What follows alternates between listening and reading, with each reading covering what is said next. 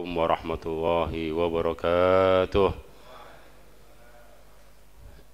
إن الحمد لله نحمده ونستعينه ونستهديه ونستغفره ونعوذ بالله من شرور أنفسنا وسيئات أعمالنا من يهد الله فلا مضل له ومن يضلله فلا هادي له أشهد أن لا إله إلا الله وحده لا شريك له وأشهد أن سيدنا ونبينا محمدا عبده ورسوله اللهم صل على سيدنا محمد طب القلوب ودوائها وعافية الأبدان وشفائها ونور الأبصار وضيائها وعلى آله وصحبه وسلم أما بعد.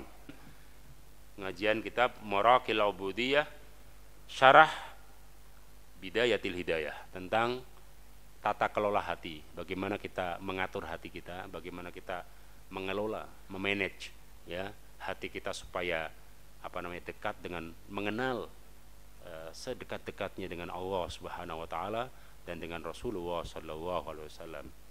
Kita baca tawasul dulu sanad kitab ini kepada pengarangnya Imam Ghazali, yaitu dari kami, dari guru kami Syekh Sa'ad Rizik Jawis, dari gurunya Syekh Yasin Al-Fadani, dari gurunya Kiai Haji Muhammad Ma'sum bin Ahmad Lasem, Mbah Ma'sum ya. Ayahnya Kiai Ali, Kiai yang Amnisilat Tasrifiyah, Kiai Ali Ma'sum ya. Cucunya yang belum lama juga meninggal, namanya Kiai Tabik Ali ya.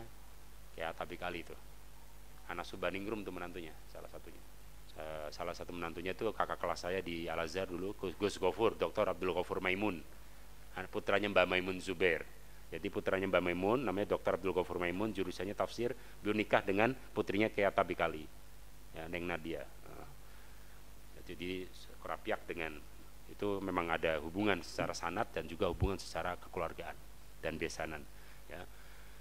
Mbah Ma'sum ini, Mbah Muhammad Ma'sum dari gurunya Syekh Waliullah Abi Imran Syekh Muhammad Khalil bin Abdul Latif Bangkalan. Syekh Khalil Bangkalan yang udah pernah ziarah ke sana. Ada yang udah pernah ziarah ke sana? Syekh Khalil, udah ya Pak Haji? Alhamdulillah ya. Itu wali besar, karomatnya zahir banget, banyak sekali karomatnya beliau. Dari gurunya Kiai Jam'an bin Ma'mun Tangerang. Ini beliau ini bersama Syekh Nawawi Banten beliau waktu ke Mekahnya. Nggak tahu, saya sampai sekarang masih penasaran, saya tanya-tanya belum ketemu di mana makomnya, kuburannya. Kalau Syekh Nawawi jelas. Ya, beliau berangkat dengan Syekh Nawawi Banten dulu. Tangerangnya mana? Tangerang kota apa Tangerang kabupaten apa Tangsel ini?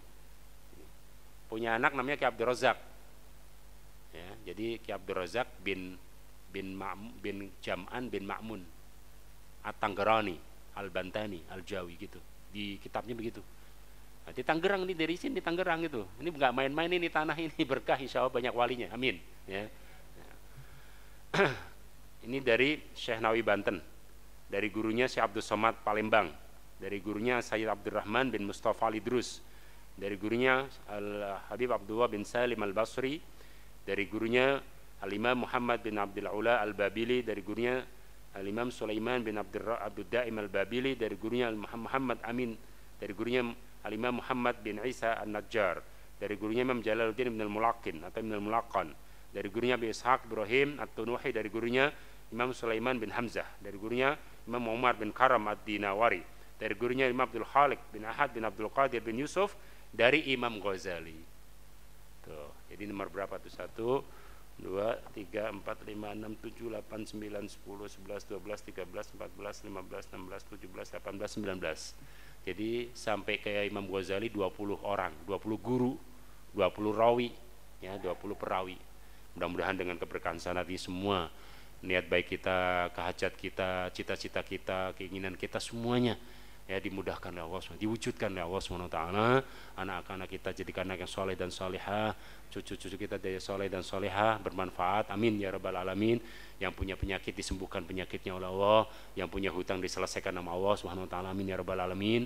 Yang sedang punya usaha dilancarkan usahanya oleh Allah ya.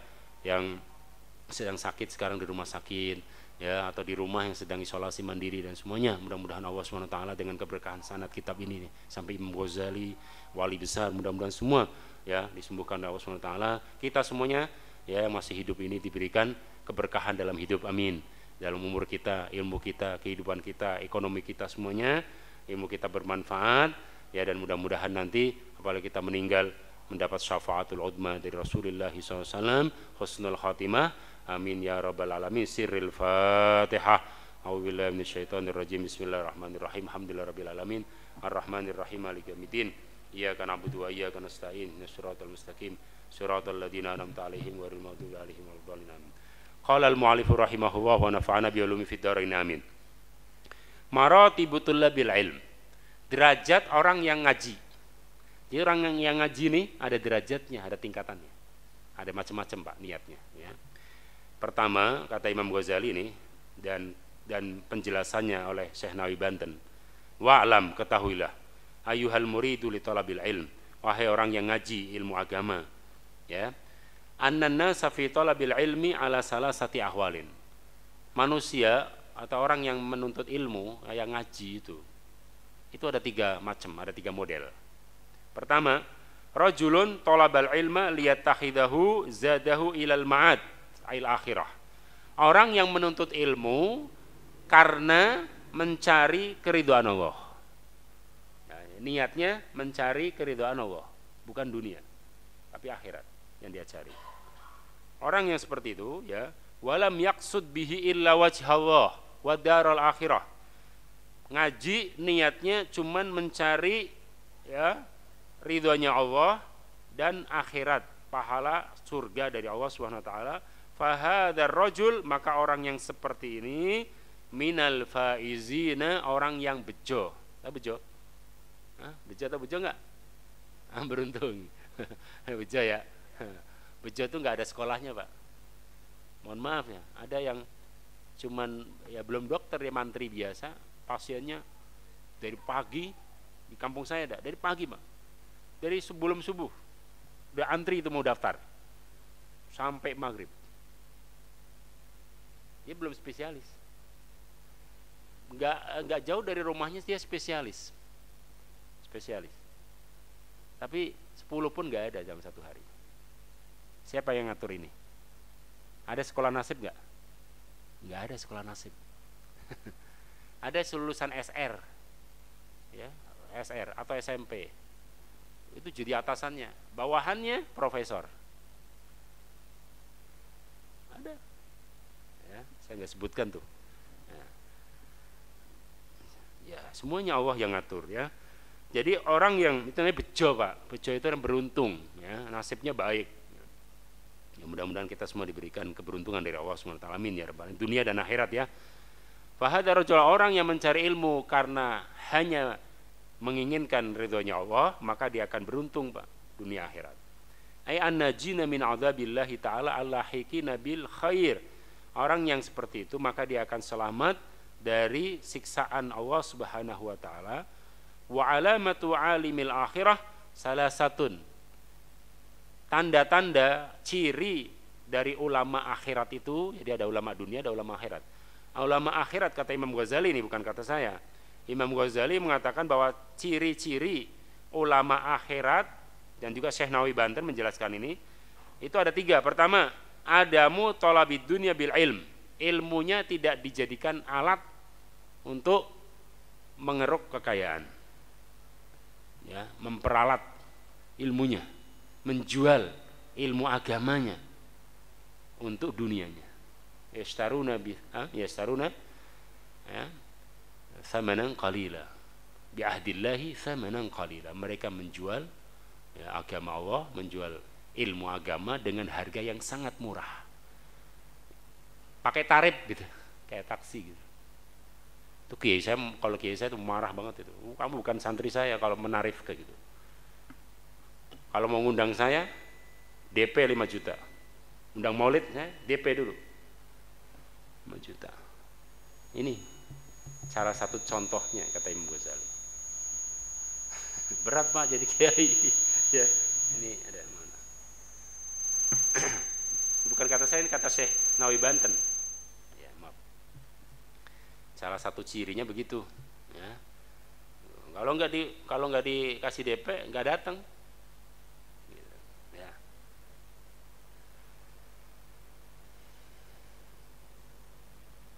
bahwa itu yang pertama. Yang keduanya, wa alamatu talabid dunya bil ilmi an yakuna awwal amilin bil ammi, ya.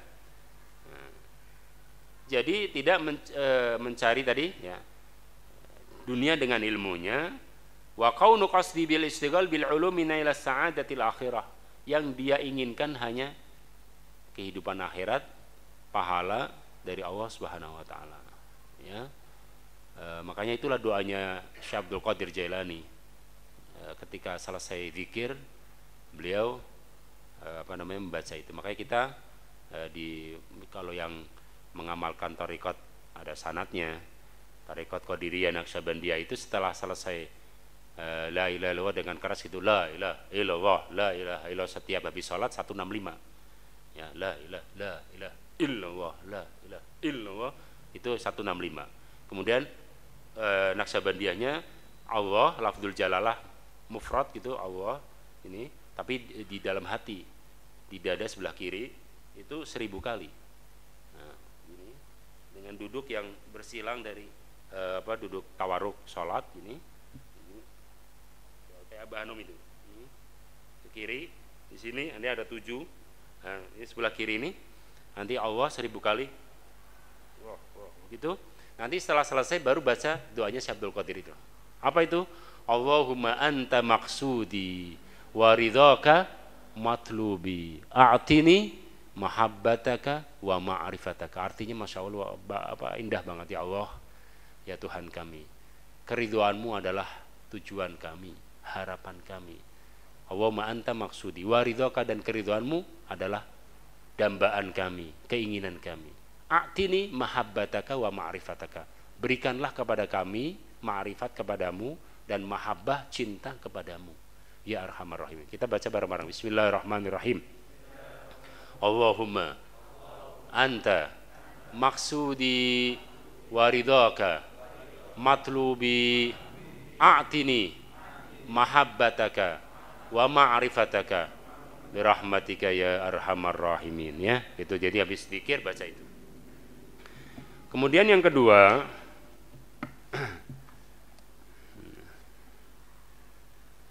wa ayyakuna mujtaniban tarafuha mat'amin wa maskanin wa malbasin. Jadi salah satu cirinya juga ulama yang akhirat itu tidak berpoya-poya, tidak suka royal, bermewah-mewahan. Bukan berarti kumuh, tidak. Saya punya mursyid Syadiliyah di Mesir, saya Yusri, beliau dokter juga, dokter spesialis pembuluh darah dan ahli hadis, hafidz Quran. Beliau ini kalau mengajar ya bersih sekali. Kalau mau ke rumah sakit itu dasi, jas gitu, bersih. Kalau mau ngajar Sahih Bukhari itu gamis, ya, enak lah kita ngelihatnya. Mobilnya Mercy, rumahnya punya ini sendiri sekitar 4 atau 5 tingkat, ya. Bawahnya masjid untuk majelis taklim, atasnya untuk keluarganya beliau, ya. Tapi tetap dalam kata beliau, dunia itu di genggaman kita, bukan di hati. Tuh, taunya gimana? Taunya kalau dunia ada di dalam hati nggak bisa tidur dia, itu cirinya insomnia. Tapi kalau dunia di dalam genggaman masih bisa tidur, gitu, karena semua diserahkan sama Allah, yang jaga Allah, gitu.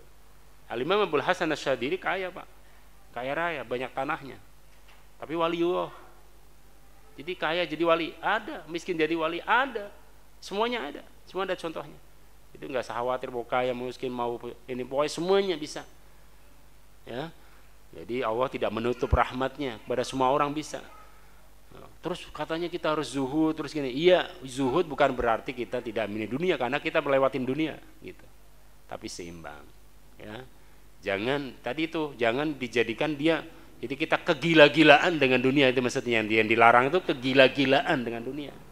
Kalau kita nggak pakai dunia itu gimana? Kita haji nggak pakai uang, kan nggak bisa, ya, gitu loh.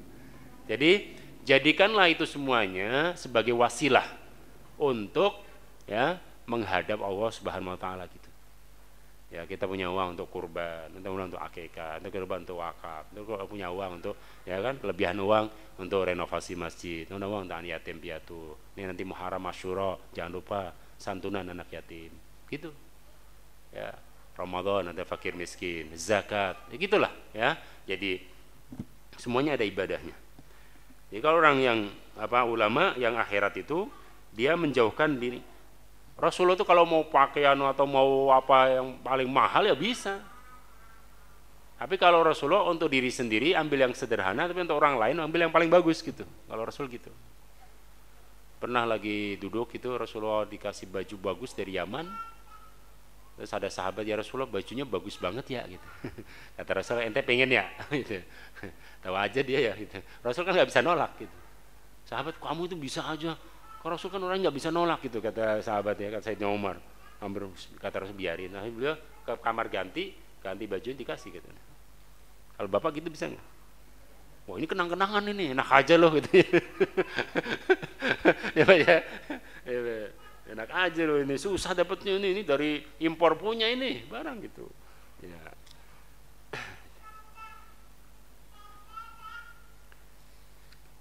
Wa alla yakuna musari'an ilal fatwa, dan orang yang ulama akhirat itu takut Pak sama fatwa gitu, sembarangan fatwa itu takut gitu. Jadi kalau ditanya orang biasanya begini, saking tawadhu'nya gitu ya, misalnya. Seperti dicontohkan di sini, kamaru ya an Shuraih bin Hani, seorang tabiin itu, Shuraih itu ditanya, ya qal an ruya an Shuraih qal ataitu Sayyidah Aisyah radhiyallahu anha. Sayyidina Shuraih bin Hani ini pernah datang ke Sayyidah Aisyah. Udah Isya Bu ya? Belum kan? Bentar lagi ya? Bentar. 10 menit lagi. Nah, saya singkat aja nih. Kata Sayyidina Shuraih, saya datang ke bertemu Sayyidah Aisyah radhiyallahu anha. Saya bertanya tentang hukum mengusap masul hufain, mengusap sepatu gitu, mengusap sepatu wudu itu, jadi nggak disiram kakinya tapi diusap aja di atas sepatu kulit gitu, hufain, boleh apa enggak gitu. Beliau tanya sama Sayyidah Aisyah, apa kata Sayyidah Aisyah?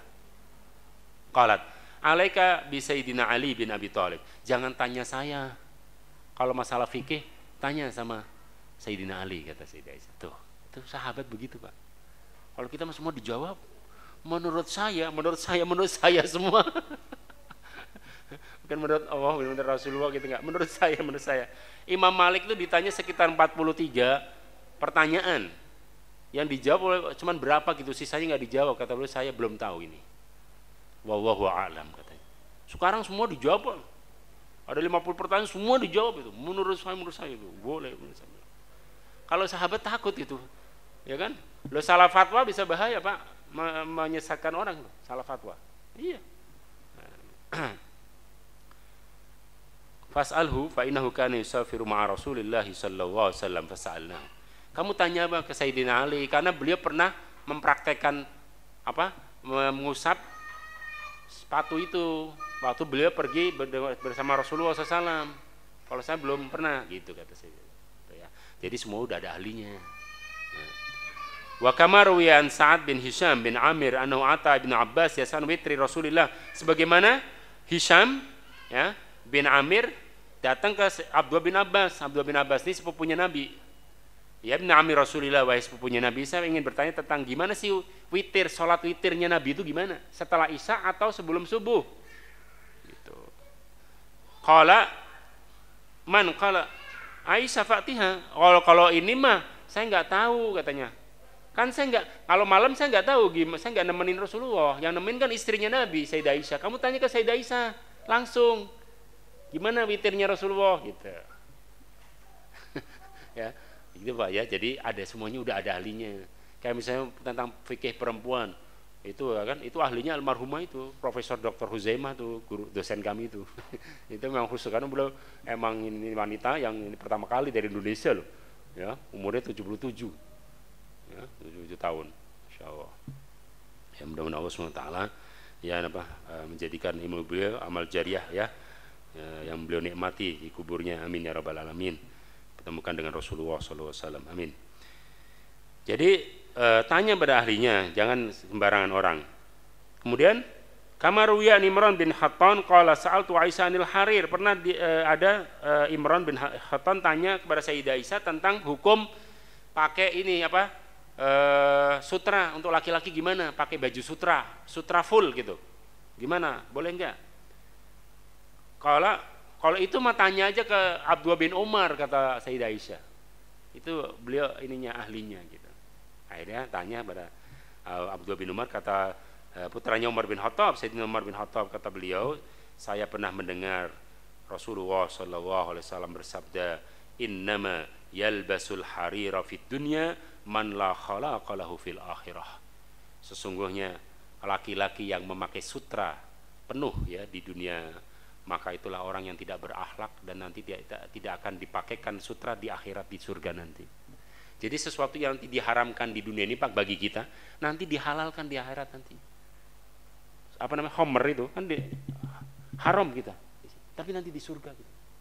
Ya kan, ada kan homerin wala banin. Jadi sabar. Ustaz kalau ada yang buru-buru, biarin aja dia buru-buru, ntar juga di sana kagak dapet gitu. Kita menyantai aja. Nanti kita gilirannya nanti waktu kita udah meninggal, mudah-mudahan husnul khatimah, dapat syafaat, ya akan kita nikmati semuanya yang dilarang itu oleh Allah, nanti akan dibolehkan oleh Allah. Gitu ya. Ada yang nanya sampai sini? Kalau saya tanya tadi, kalau saya nggak tahu ya saya tanya ke kiai ini, tanya kalau fikih ke Mu'alim Ubaid, kalau sirah ke Habib Jindan gitu kan, gitu, jangan tanya ke saya gitu. Ya, saya nggak tahu apa-apa. Ya. Warajulun, ya satu lagi, orang yang mencari ilmu itu untuk apa? Untuk mencari kehidupan dunia. Ada 3 ya. Yang kedua itu dia mencari untuk membantu dia mencari kehidupan dunia. Ini apa namanya, di bawah yang nomor 1. Tapi bahaya juga kalau tidak taubat, itu takutnya su'ul khotimah, kata Imam Ghazali. Jadi apa namanya, dia niatnya itu setengah-setengah gitu dalam mencari ilmu. Ini yang ketiga yang parah ini. Dia mencari ilmu, warajulun salis, yang ketiga, orang mencari ilmu tujuannya salah. Apa itu? Tujuannya adalah memperkaya diri. Ya. Jadi rajulun salisun istahwada alaihi syaitan fatakhadahu al ilmahu dari'atan. Jadi orang yang diganggu setan, jadi niat dalam ngajinya salah, ya, niatnya adalah untuk mencari dunia, bermewah-mewahan, atau untuk pamer, untuk bisa berdebat dengan melawan, bisa mendebat orang lain, ya, biar dihormati, biar bikasratil adba, biar banyak followernya. Follower ya. Kalau di ini kan follower kan, biar banyak followernya gitu, banyak yang subscribe-nya. Saya udah subscribe udah kita biarin aja, kita nggak dikenal di dunia, tapi yang penting mudah-mudahan dikenal di akhirat, dikenal di langit. Ada wali-wali itu yang di dunia tidak dikenal Pak, tapi di langit dikenal sama malaikat. Majhulun fil ardi ma'lumun fis sama. Di dunia tidak populer, di dalam itu nggak ada yang tahu, tapi di malaikat di langit pada mengenal dia. Tuh, ya, kayak Buya Munfasir di dalam. Tapi karena orang yang soleh dan orang yang pilihan Allah, ya dicari juga itu, minta doanya kita, ya. Jadi itulah ada 3 macam orang mengaji. Kata Imam Ghazali begini, ya. Nih ada hadisnya dulu ya, biar kita tahu. Qala Rasulullah sallallahu alaihi wasallam, ana min ghairi dajjali akhwaf alaikum minad dajjal. Saya lebih takut kepada ulama dunia daripada kepada dajjal. Kata Rasulullah. Hadis loh ini. Ya, ini hadisnya ada di ini, di tahrij ya, di tahrij nomor 32 nih. Hadisnya ada di Musnad Ahmad. Musnad Ahmad nomor 145. Nomor 21334. Gini kata Rasulullah. Jadi kata Rasulullah, ghairud dajjal akhwafuni alaikum. Saya ada orang yang bukan dajjal tapi saya lebih takut dari dia. Gitu. Lebih mengkhawatirkan gitu. Terus tanya sahabat, man huwa ya Rasulullah? Siapa mereka ya Rasulullah? Siapa dia yang kau takuti, yang kau khawatirkan? Qala ulama usu. Ulama usu.